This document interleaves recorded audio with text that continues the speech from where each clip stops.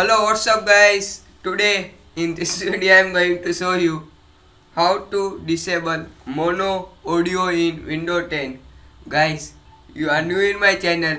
Please like, share, comment and subscribe my channel and press the bell notification.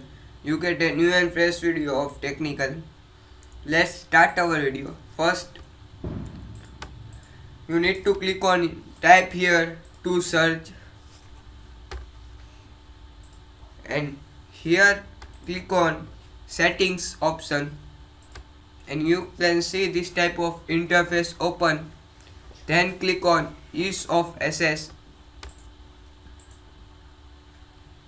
and you can see left side panel. Scroll down and here you see audio. Just you need to click on it and here you see turn on mono audio. Just you need to turn off this type of position. That's it. Thanks for watching. Please like, share, comment and subscribe my channel and press the bell notification. You get a new and fresh video of technical.